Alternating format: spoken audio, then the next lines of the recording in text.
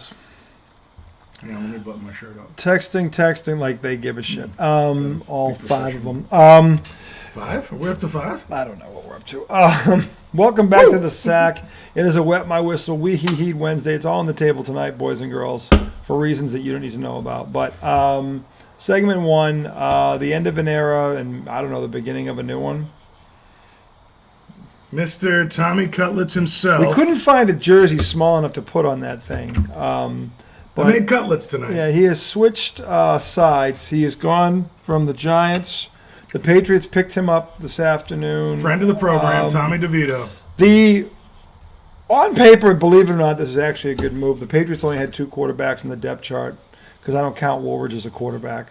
He's the perfect third-string quarterback. He's not a quarterback. He's a water boy. If you watched him throw, you'd know that I have a better arm. I said third-string quarterback. And I'm 52. So he's going to be on the practice squad, I think, because they need somebody to throw interceptions. He'll be perfect at that. He won games. I'm not talking about DeVito. I'm talking about Woolridge. Oh. DeVito actually is a good pickup because he has frontline experience. He's won games in the NFL. He's won games in the NFL. So, no, he's not a bad pickup on paper. I have no problem with them. Good backup, good third string. He's the third stringer. Yeah. He'll push Dobbs, who people are not happy with, and they shouldn't be. He might overtake Dobbs as a second string because Dobbs has looked like dog shit. They've got the same amount of experience in terms of time in the league, but I don't think Dobbs is a better quarterback than DeVito. Who's Dobbs again? Josh Dobbs. Oh. Scrub. He's like Josh Johnson. Brian Hoyer. Scrub. Yeah. Scrub. Brian Hoyer was really good with a headphone though, with a mic, with a headset, because he could call plays and he was good at seeing the game. Brian Hoyer someday will probably be an excellent coach, but as an NFL quarterback, he's a shit stain on an unwashed fucking piece of underwear. I'm upset that Lawton's not here to have I know Lawton's not here. He's with us in spirit. He's traveling again, isn't he? No. Where is he? Oh, he's just behind editing. work. Oh, Son of a bitch. he's editing his other show. Which is fine. But this is going to be the only show this week because I'm going on down to see the moms down in Surfside for the weekend.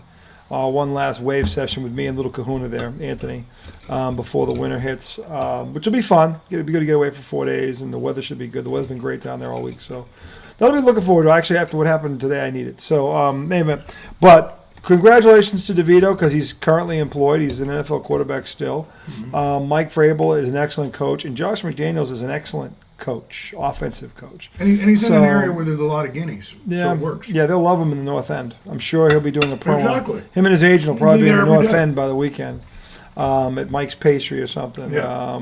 Go to Arabia's, 73 Salem Street. 73 Salem Street. It's the best restaurant in the North End. Trust me. I've been to all of them.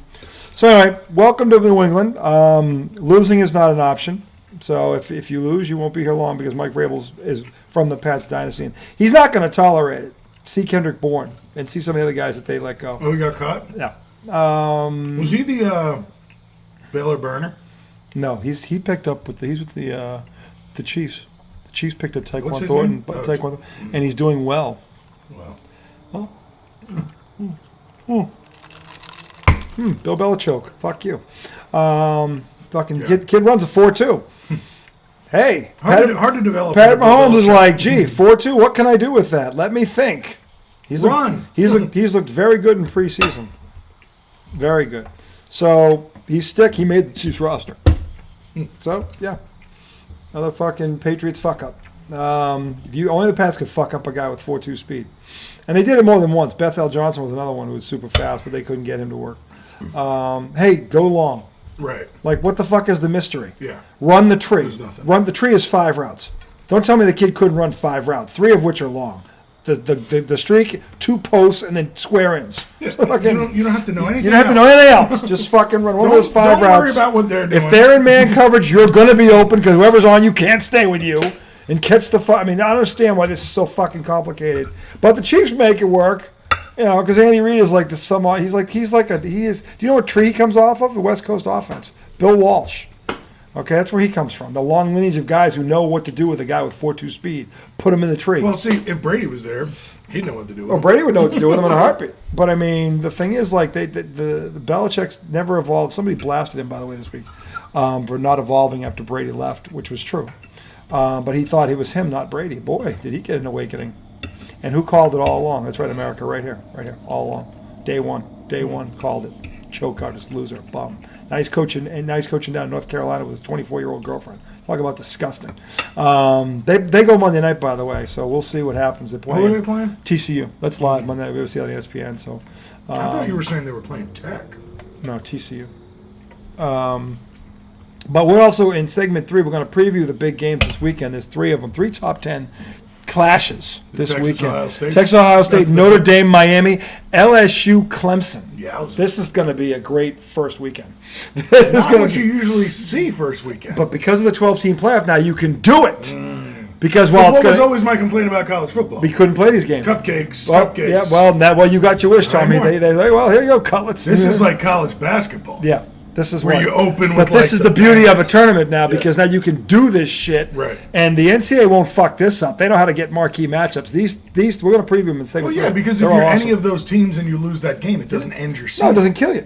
It actually helps it because you have games against If you have one good loss teams. and it's at Notre Dame, Right. you're in the playoff. Yeah, exactly. If you have one loss and it's at Clemson, you're probably in the playoff. You know, if you have Yes. one loss at Ohio State, you're probably in the fucking playoff, and you should be. Yeah. You should be. That's the point. Before you were fucked, Right. and you I should- hate that. You shouldn't. It shouldn't be a system where you're running from big matchups. No. because that's bad for everybody. In fact, what those matchups should do is help your seeding in the tournament because your strength of schedule should matter. and it helps Okay. you prepare for the fucking tournament. In if a you one, don't face big guns, in what a do you- one and done scenario, you play a titty puff schedule. Exactly. See You're getting Indiana. slapped. See Exactly. Indiana who got bent over by Notre Dame because they played a bunch of nobodies, and Notre Dame bent them over. So I mean, no, and they're not the only one. But the point is, Right. when this gets to 16, not if when, because it's going to happen, which would be the perfect scenario. The Super 16, which we coined America, coined will be in full effect. I mean, And the that- show owns it, but he coined it. we. It's we. It's not me. It's we. It's about we here. It's true. I mean, it's kind of a collective. It's a collective. It's a collective. We bounce. Anything that comes out of it is from the show. We bounce ideas off each other. right. That's how we get it. That's how the magic Right. happens. Anyway, so congratulations to DeVito. I'm never against an Italian on the roster. He's got a pretty good arm. He's got some experience. He's pretty He's good to have a He's little kind of sausage. he's kind of mobile. Dude, you and gotta I have think a bite. I'm gonna. We have 3 segments. I don't even have a bite right I know, now. but they're getting cold. I have a microwave. Yeah, but then it's not. I just fried these. If I knew you weren't going to eat till the 3rd segment, I could have fried them 3 hours ago. I didn't know you were serious until I saw the picture and I'd already been eating. Dude, hold on a second. Now, I will give him some because I said I wasn't going to do it. He did it first. I did say that. So I said, what did I say? you were too tired to cook them. Yeah. Yeah. Where did I say it? I don't know. It was somewhere in the chat. But I was at Anthony's practice. But at 6:11, I said, okay, I'm making cutlets for tonight. I'm skipping dinner. And nobody responded. That's and then well. at 9:08 is when I started frying them because I didn't want to fry them early No. because then they're soggy. No. You did the right thing. I mean, I'm not saying they're you're beautiful, wrong. too. I mean, I'm gonna just get some sauce here. Yeah, this now. I will say, Sauce. try a little bite without, just so you get a feel for it. Should have brought a knife. No, you don't need a knife. It's succulent, is it not? I mean, I pounded the cutlets out, salt and pepper, a little garlic powder on them. I did that to the eggs, the flour, and the breadcrumbs, seasoned all the way through. These are legit. Oh yeah, Legit. Wonderful. I haven't cooked for you in a while. But well, wait a minute. Happens. You've been busy. Well, I've been trying to. How is Maddie? Talk to her. Dude, Maddie's doing good. How's she doing? man. Everything all right so far? Dude, it was rough dropping her off. It was rough. Yeah. I saw the pictures Casey finally posted on Facebook. It was and- tough. Spoiler alert: the last one ends with him hugging her. I'm not gonna lie, there was a salty discharge. There was. Dude, I was happy and sad. It's weird when you're It happy is and weird. sad. It's really weird. I'm happy for Maddie. I'm sad for them. So here's the thing. I felt better coming back than I did going out. Because I was really starting to get worried about her. Sure. Just like, is she going to be lonely? Is she going to find people she likes? Yeah, make friends and all that stuff. And yeah. So we drove down on a Tuesday. Perfectly normal. We moved her in on Tuesday. Me and Casey went and got a hotel room. And, she had a meeting she had to go to. Then she ended up going out with one of her suite mates. They went to a party. And the next morning she had this meeting she had to go to. She was telling us about it. Because we met her for lunch the next day before we left. Yeah. And it was just like seeing her doing okay, even though it was only for a night. Yeah. It just kind of eased some of that anxiety. Of course. And fear. Like, she's going to be fine. She's a good kid. She knows how to meet people, But then saying goodbye to her was just sad, man. That's hard. And, like, as we're, like, walking to the car, it's just like, you're crying, like, what the fuck are you doing? And we called her on the way home and talked to her. I get it, and I'm never going to begrudge a parent the love of their child. And when the first one leaves the nest, it's the hardest. There's not one parent that I've talked to that has multiple kids when it was the hardest one. Well, and the last two, you got to think about the last too. Yeah. Now for you, you're going to have a first and you're going to have a last. I'm not going to have no rest period. Yeah, we got Penny in between. Yeah, you got Penny in between. It's still going to be sad. Yeah. But the weird part is, you just want to know what they're doing. Mm-hmm. And Maddie's 18, so sometimes I would go most of the day without seeing her because she's got stuff going on. Yeah. But every night at the end of the night, I could be like, how was your day? Yeah. And now it's weird. You got to text, you got to call. Yeah. But she's been great. She's been calling. We've been FaceTiming. She's a super kid. You two should be very proud because, and I guarantee you, if you ever met this girl, you'd be like, I hope my kid, if I have one, and grows up to be like that. I'm not kidding. I don't throw around compliments lightly. I've coached. I can't tell you how many kids I've coached in 30 years. She's on a very short list, and I never coached her. Okay, but of kids that I could say that about. Right. Honestly, not that I didn't coach good kids. I did, but that one's one in a million. Yeah. And I'm not saying that because he's my friend. It's a fact. So I wish her well. Has a good heart. We'll be updating. Obviously, Virginia Tech starts this weekend as well. Who do they open up with? Did you see? I think South Carolina. Not that South Carolina. That South Carolina plays. Oh, is it a different they one? play Like the Gamecocks. State? Yeah, South Carolina is ranked 13th. They play Sunday afternoon before Notre Dame, Miami Sunday night. 3:00, right? Yeah. I think it's against Tech. They're playing the Gamecocks? I could be wrong. Oh, no, I think you're right, actually. I think they are. I think they are. Oh, baby. They're gonna get Wait till you see this quarterback for the Gamecocks. This kid, yeah. This will be interesting. I'll tell you what, good for Virginia Tech because if they were to somehow pull that off, Virginia Tech's going to South Carolina. If they were to somehow pull that off, they'd be nationally ranked on Tuesday. They would be. You're probably right, but there's no way, right? I mean, that team is good. And Tech hasn't been good in a while. Last year, they were a 10-win team in the SEC last year, and no one talked about. Who was their QB? Anybody? I big? keep forgetting the kid's a Heisman candidate. I keep forgetting his name. Hold on, let me pull it up. The kid's I got him filthy. right here. Yeah, he's filthy. I mean. Roster. He is, and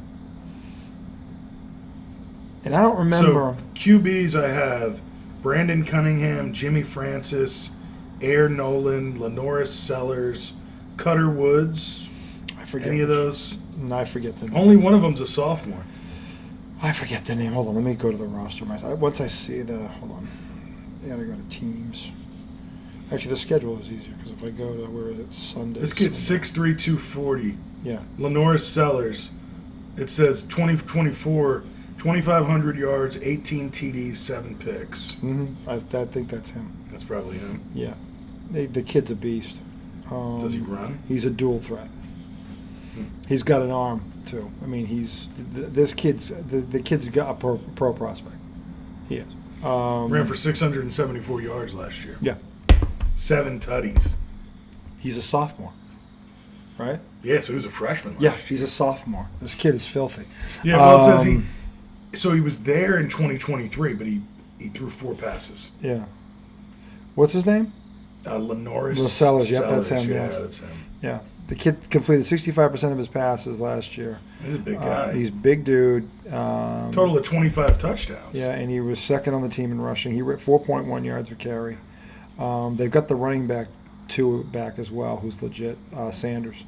So I'll tell you what, Virginia Tech. I give Virginia Tech credit for this thing. They didn't duck anybody because that team, yeah, they're a contender in the SEC. They're a contender for the national championship.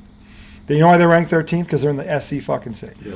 That's why. That fucking conference. I said the 6 teams. The whole conference. There are 6 teams that can win that conference. That's one of them.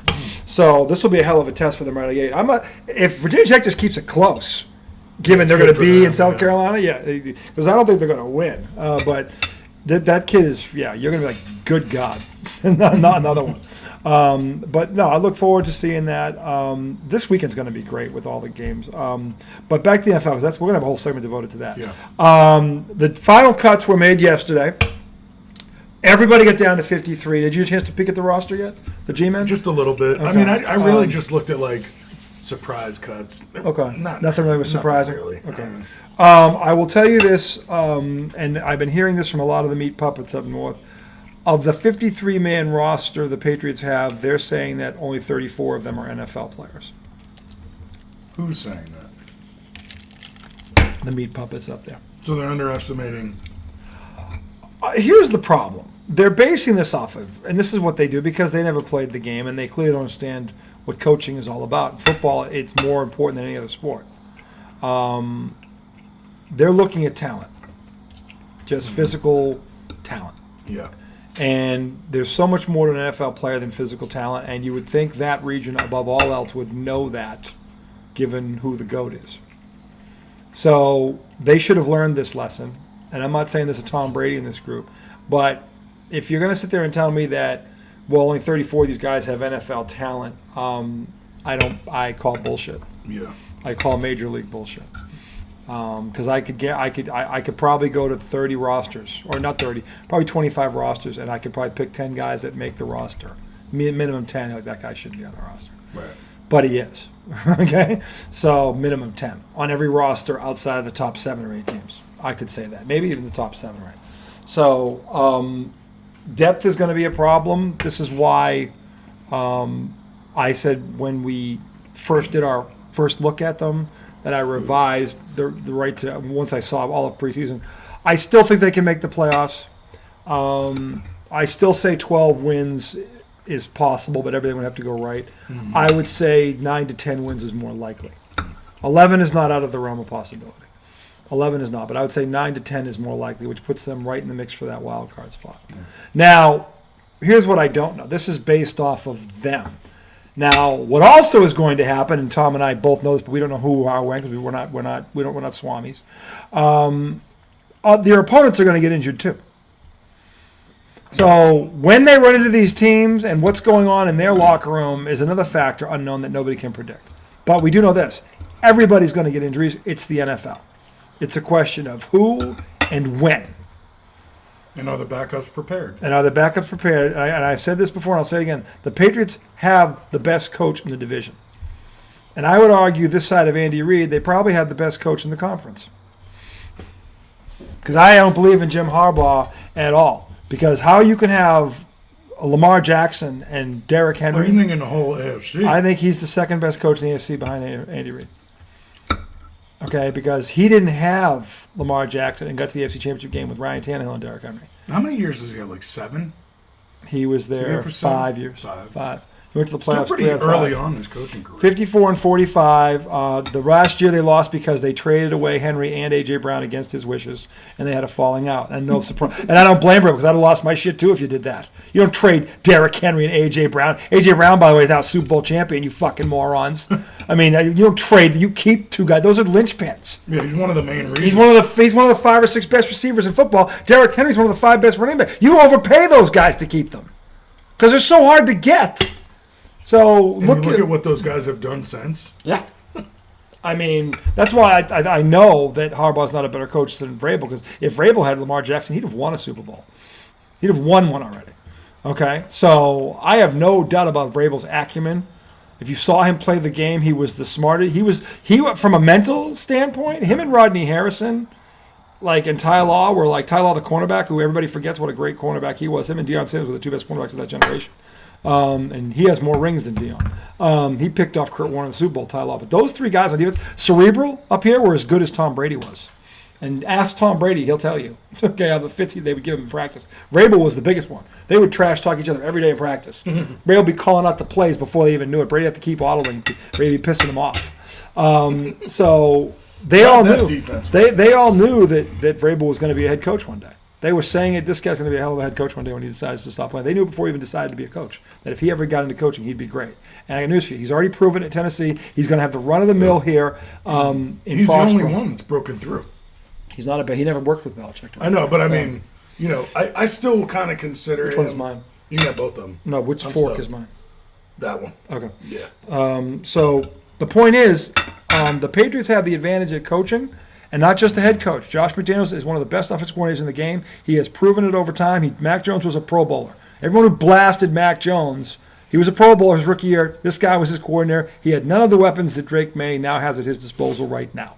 And that would include Tre'Davion Henderson, the running back at Ohio State, who everyone is thinking is going to be the starting running back on day one, and he should be. Who? Tre'Davion Henderson from Ohio State, the running back. Oh, he's a rookie. He's a rookie. He should be the starting running back. And Stevenson is his backup. This is backup, and they have Gibson too, who's very good from Washington. Yeah, he's good. That's their running back. That's a good running back. They have a good running back room. Yeah. They have a good running back room. They have a good tight end room. They have a good defensive line. Their cornerbacks are excellent. They need depth on the offensive. They have a little more on the defensive level. They need some depth. They need to add a guard or a tackle, hopefully both before the Raider game, just in case. But this is where coaching matters.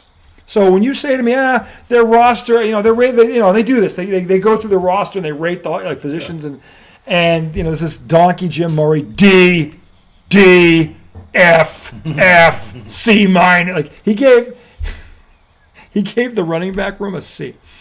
That running back room is a B minimum. Yeah. Ronnie Stevenson's been and Gibson have both been 1,000-yard rushers in this league. And he gave him a C? He gave them a C. And what was the rationale? Did it say? He doesn't have any rationale. He's a negative Nancy. Well, dude. He doesn't have any rationale. We talked about this last time when people are saying, they have depth issues. They have depth issues along the line. Well, no, but the truth not is, the backfield. like we talked about, everybody has depth issues. Oh, yeah. Everybody does. But can culture and coaching get the people on the end of that roster ready to play when inevitably the top of the roster gets hurt? It's just going to happen. What the meat puppets don't get, that's why I call them meat puppets. Where does that okay, come from?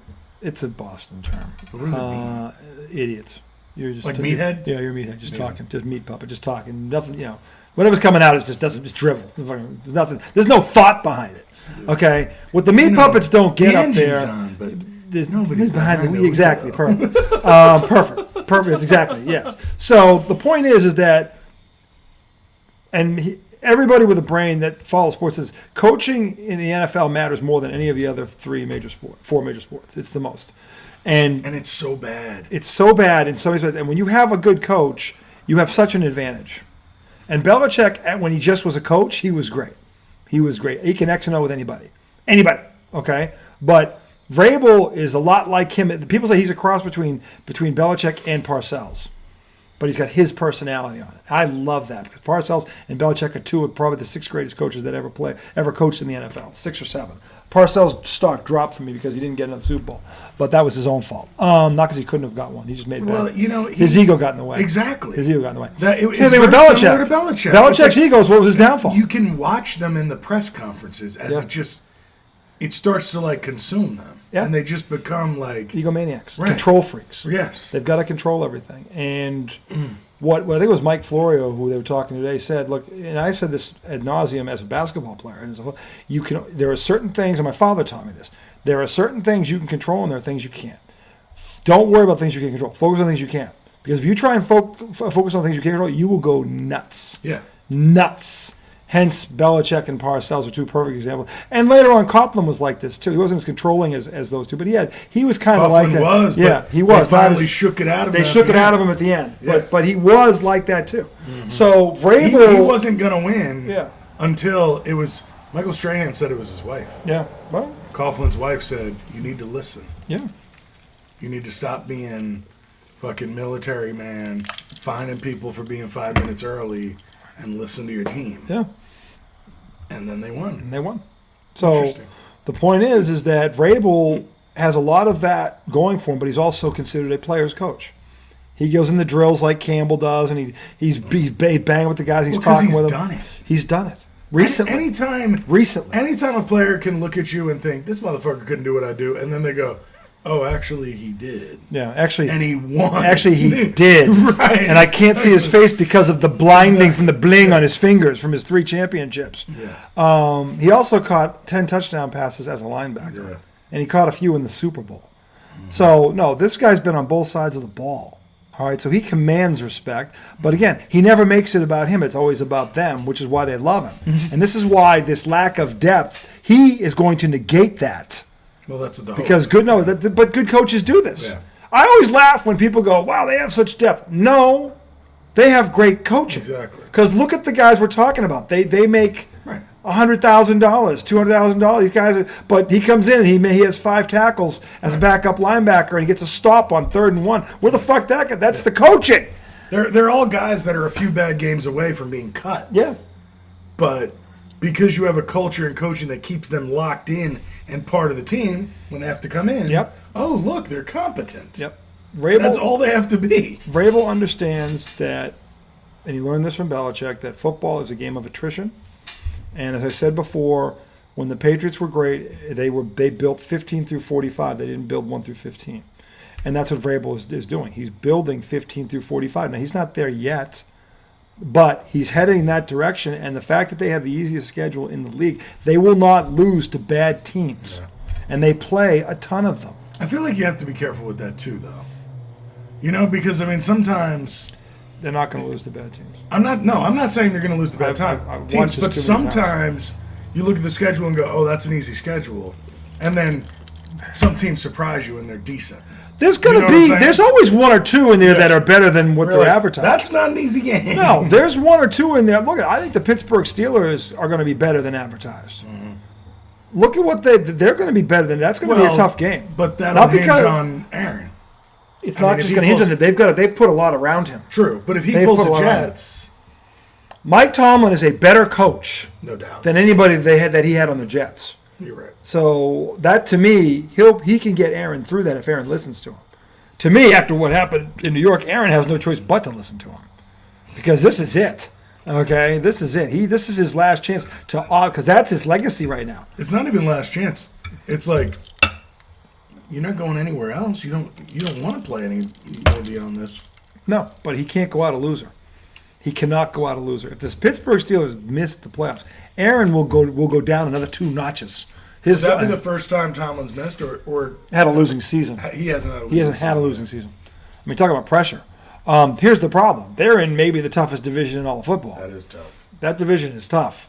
Although Cleveland's a bit of a cut. Well, this is the thing. I mean, I'm glad you brought Cleveland up, because is it me or is Shedeur Sanders getting porked here? I don't know what the fuck they're doing over there. How is he the 3rd string quarterback? If you saw him play in preseason, and he wasn't perfect, don't get me wrong, but he's not the 3rd string quarterback. You want to sit there and say we're going to start Flacco until he's ready? Okay, that I get. But a guy who was projected by many to go in the 1st round. He was going to be the 2nd or 3rd pick. Yeah, is suddenly. And he goes in the 6th or what? 5th round, and now he's 3rd on the depth chart with Joe Flacco. And who's the other donkey? Dylan Gabriel. Yeah, give me that's the other kid they drafted in front of him. Give me a fucking break. Give me a fucking break. They don't know what the fuck they're doing. Give me a fucking break. That team drafted Dylan Gabriel. Then 2 rounds later, drafted Shedeur, and then goes, okay, we'll get Flacco in. Nobody who has the job of scouting quarterbacks had Dylan Gabriel ranked higher than Shedeur Sanders. No. Nobody. And still probably don't. And yet, here we are. You can say what you want about Shedeur. If you saw him in big games, he made some. Remember when we were talking about, and you were like, remember that throw he made in the rain? I'll never forget that throw. It was one of the greatest throws I've ever seen. To the corner of the end zone. You don't do that. You don't do that. But a very good athlete can't do that. Right, yeah. A very good athlete can't do that. Okay, so no, it's not just about his talent, other than the fact that his dad built a room for him for the draft, which was stupid. Yeah. But he has said... Yeah, you get some of those things. He has said and done pretty much everything he's supposed to do. Yeah. Well, did you see how they tried to bait him with what Dylan Gabriel said? No, what was that? So, Dylan Gabriel, the other quarterback... The other guy, yeah. He's in an interview and says something like, we got competitors and we have entertainers. Dylan Gabriel said He that. said that. Okay. And they went, and of course they ran right to Shedeur. Sure. And he said, I can't really be concerned about what other people say. And he said, he came to me and said it wasn't like that. He was like, he's like, do I know whether or not he really meant it? It doesn't matter. He's like, I can't be worried about that. No. So to your point, Yeah. He's handled like a champ. it's like the Caitlin Clark thing. Yeah. Like everybody's saying you're an asshole, But you're not and acting all that you're doing way. is going, Yeah. you're just trying to fucking play football. Yeah. You're answering. You're acting like the mature one. Right. In the room. And so, but I don't know what, to me, and it's not like Cleveland, it's not like they have no talent on that team. They've got some talent. Myles Garrett comes to mind right away. He's one of the top three. 2 years ago, that defense was nuts. Yeah, they were. They got banged up. I mean, I'm I'm sure they lost some of those people, but like Cleveland's had they've had some bad luck injury wise. They have not been able to stay healthy. Yeah. That's been a big problem for them. Bad luck injury wise, and then one of the worst front offices Terrible. in all of sports They history. do stupid stuff. With the Deshaun Watson contract. I mean, that's the Fuck mother. yourself for a decade. That's the mother of all fuck ups. That there stands alone. It stands alone. I mean, so I don't know what that front office is thinking, but no one's going to tell me that this Gabriel kid is better than Shedeur Sanders. way. I've seen them both. I've seen the tapes. No. And I'm not saying Dylan Gabriel can't be an NFL quarterback. That's not my point. He's not better than Shedeur Sanders. Yeah. He is not. I don't think Joe Flacco is better than Shedeur Sanders right now. I really don't. Okay? To me, if I were Cleveland, I would start that kid day one and let him take his lumps. Because Joe Flacco is 40, whatever he is, 39, 40 years old. I mean, he's literally on his last legs. Yeah, he's not it. He's not going to last. Mm-hmm. And I'm not saying he can't still play well, because I'm sure he can still He sling can come it. in and win a few games every he can. now and then. But I don't He's think done it. Yeah, he has. He was pretty good last year. I'm not saying the guy still can't play, but he is there in the event of emergency. Right. He should be mentoring this kid. That's what you bring him in for, not to start. Not at 40 years old. What the fuck? Not in that division. But see, and that's the thing, though. When I've seen Joe Flacco talk about playing quarterback, I don't think he has any interest in mentoring anyone. No, he doesn't. He wants to fucking play. He gets pissed that people look at him like he's not the starter, but it's like, Joe, you're old, bro. He can still flash every now and then and lead touchdown drives. I think he can still play in the league. Shit. I just don't know that he's a starter anymore. Now, look, he can prove me wrong. He can go out and they could start out 3-0. I don't know. Who knows? Anything's possible. But but you bring up a good point. If you invested in two quarterbacks, yeah, and the one that fell 5 fucking rounds, for whatever reason, we'll never get the truth on this. We'll never get the truth on it. Be an interesting documentary. It will be if it ever comes to light. Somebody somewhere knows something. Deion eventually will have to talk. Yeah, but that'll be his perspective of it. So we need someone inside the organization who was in that draft room. Sure. That's what we need. But Deion might know the real deal, but he's not gonna fuck with Shedeur's career right now and say stuff about it. Deion would be wise to just let it ride. You're just gonna hurt. Yeah, you're going to hurt Shedeur. him. And Deion, I think, is smart enough to know that. Yeah. So, by the way, he plays Friday night in prime time. His team, Dude, Colorado. So I'm have curious. you heard him talking to his team? Yeah. I can't remember what show it was, but they played a clip, and he ripped not just his players, his coaches. He was like, "Do we have actors or do we have football players?" And he was like, "Do we have actors or do we have coaches?" Like he was coming for everybody. Like, and I mean, I don't know if that's good or bad. Coaching, I'll tell you why it's good, because programs that are successful, it's one voice. Yeah. It's one voices, it's one vision, and he is Colorado. Going to be interesting seeing him without Shedeur, though. This is the thing. He hasn't had him. He hasn't done that. He hasn't done this. He's had 6 years. 6 years from high school through. He has 6 years.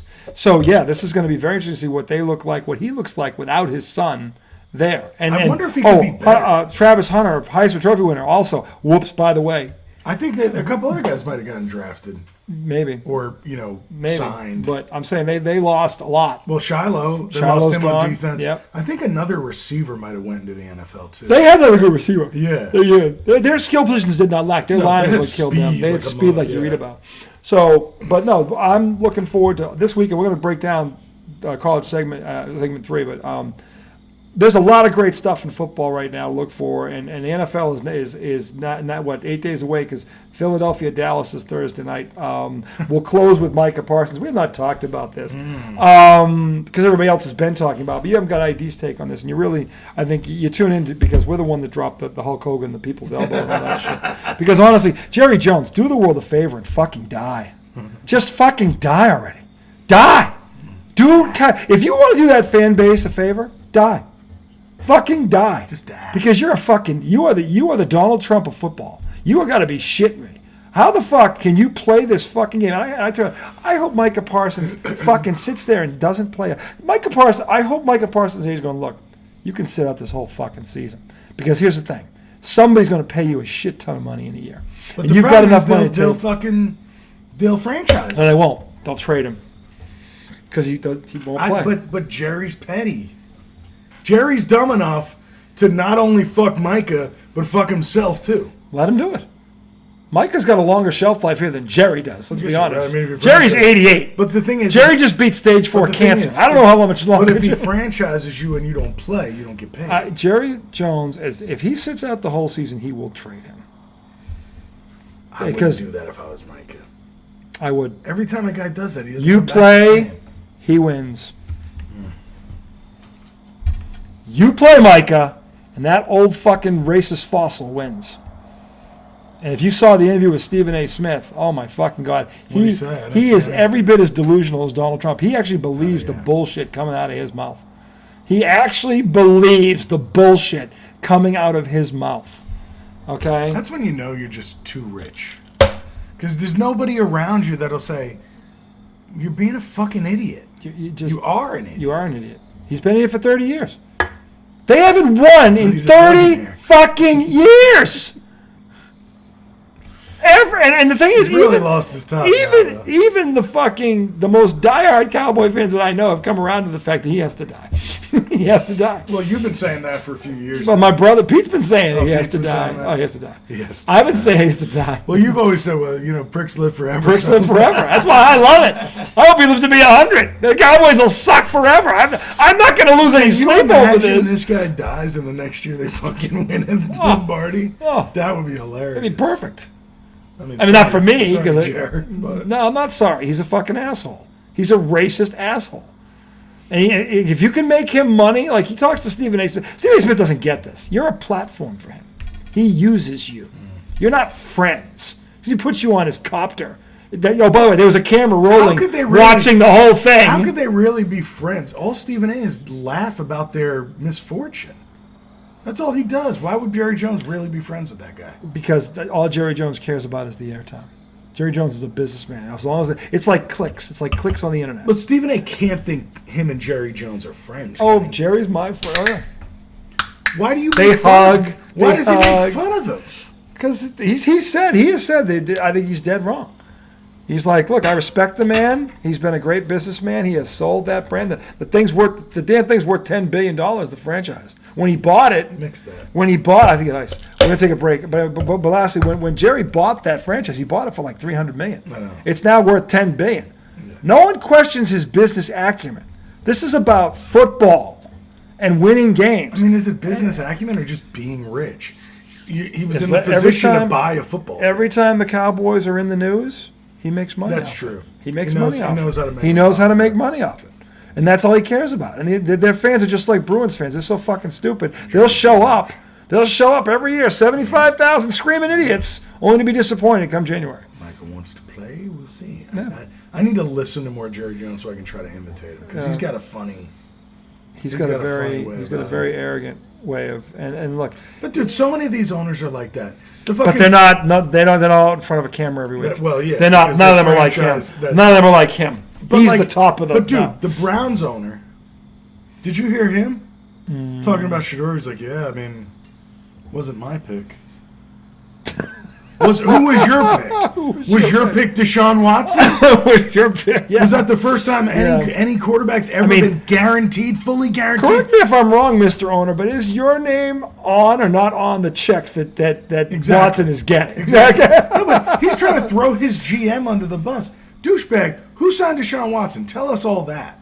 Because no GM could sign off on $250 million Guaranteed, unless the without owner saying so. Yeah. So, Yeah. okay, you're so smart. You've got nothing to say. You didn't draft Shador. You're Jerry Jones dumb. You've got nothing to say. Yeah. You've got nothing to say. You are on par. Yeah. Well, no, you might be higher, but you're right there with Judge and Patricia running offense. Yeah.